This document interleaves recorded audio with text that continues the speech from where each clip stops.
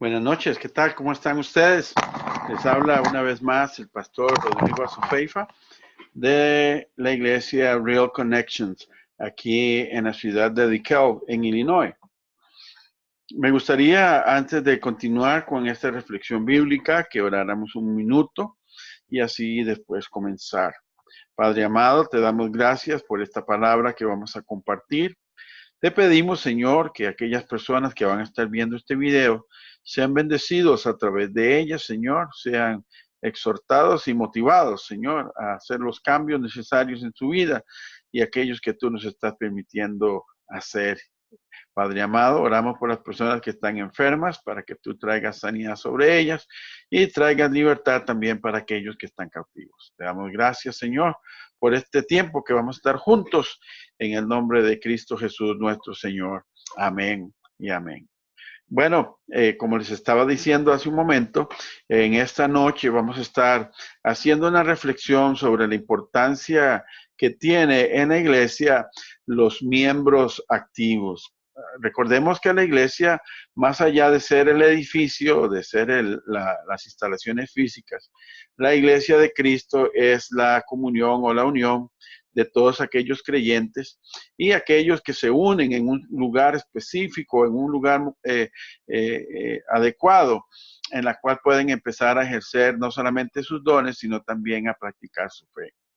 El apóstol Pablo, en la carta a los Colosenses, en el capítulo 1, del versículo 7 al 10, habla sobre estos miembros que toman la responsabilidad dentro de la iglesia y que se comprometen al servicio y cómo este servicio y esta obediencia de estos cristianos maduros ayudan a que la iglesia crezca.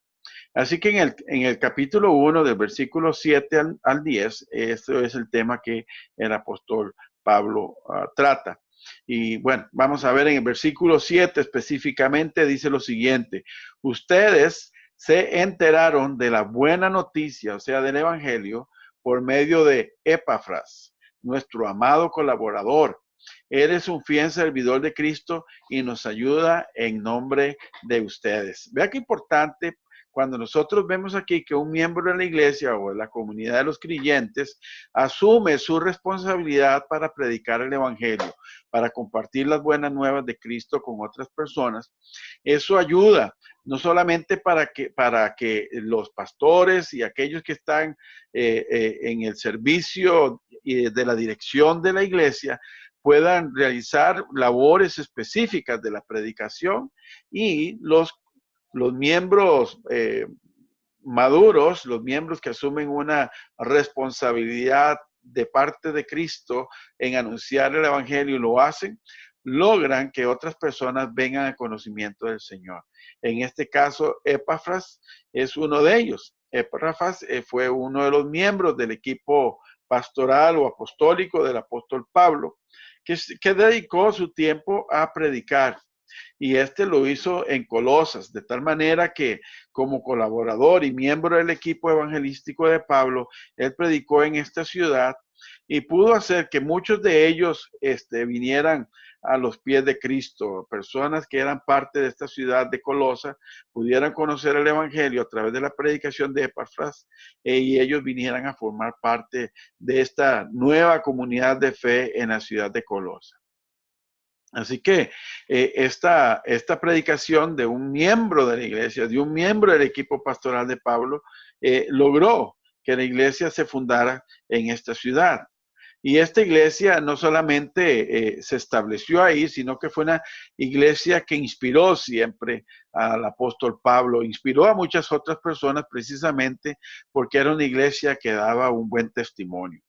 En el versículo 8, el apóstol Pablo resalta esta condición de la iglesia de Colosas y la ve como una iglesia que es inspirada por el Espíritu de Dios. Dice, nos contó, está hablando de Epafras, que les contó a él y al equipo y a su equipo apostólico, dice, nos contó del amor por los demás que el Espíritu Santo les ha dado a ustedes.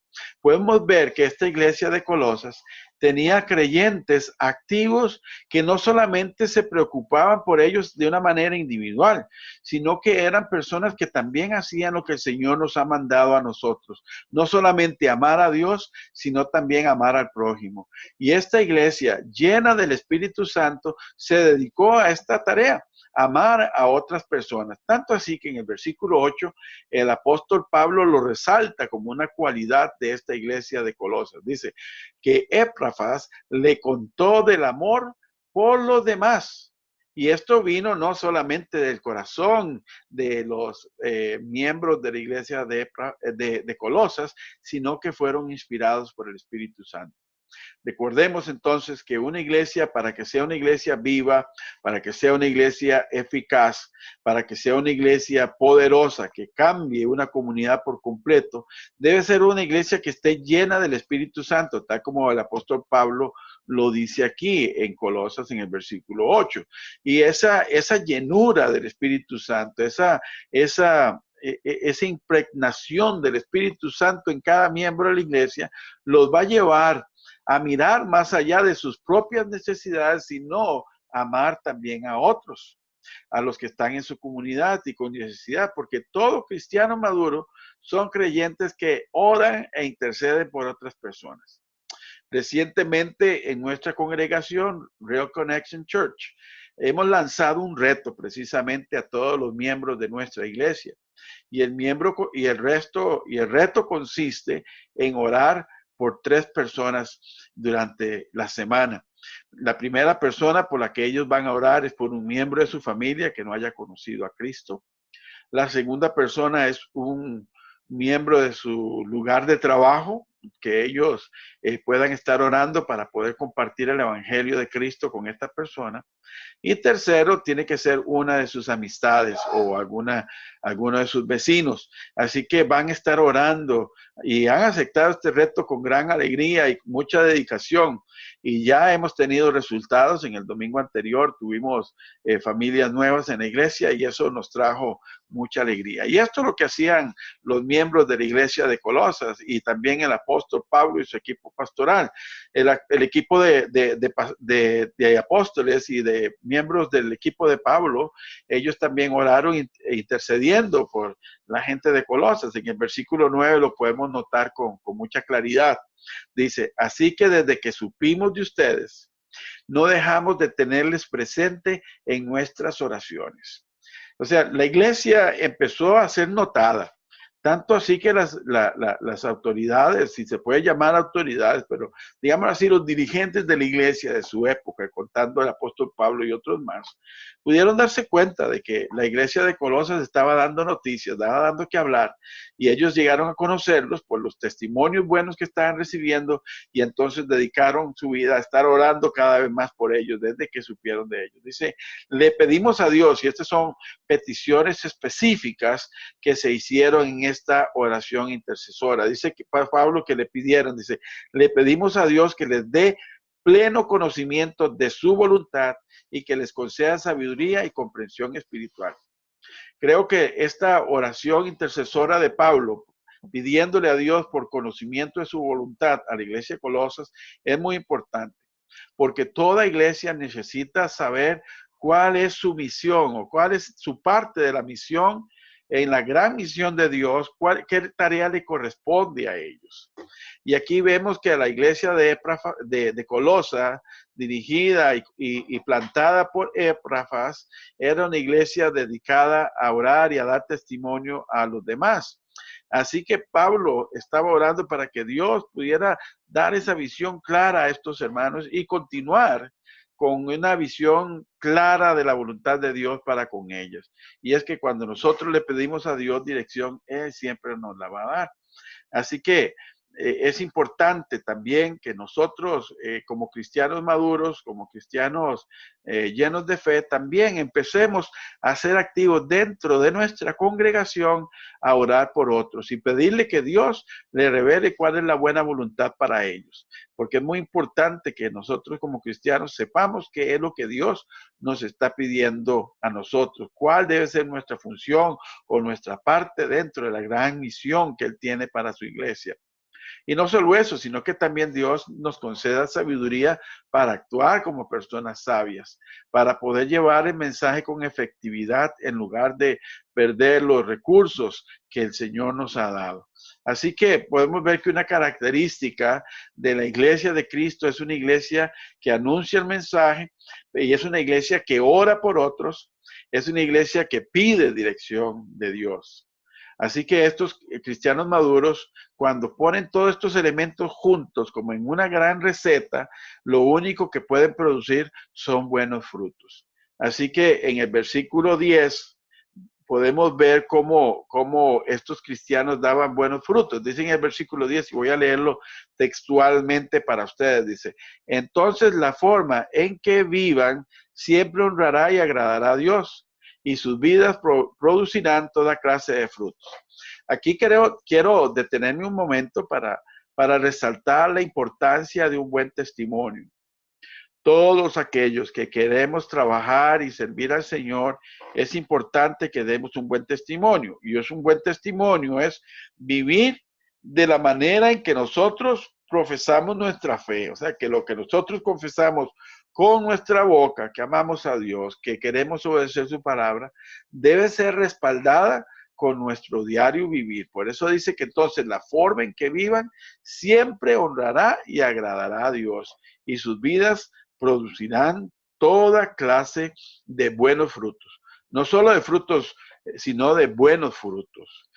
Como dice la palabra del Señor, que unos van a producir a 30, otros van a producir a 70 y otros a 100%.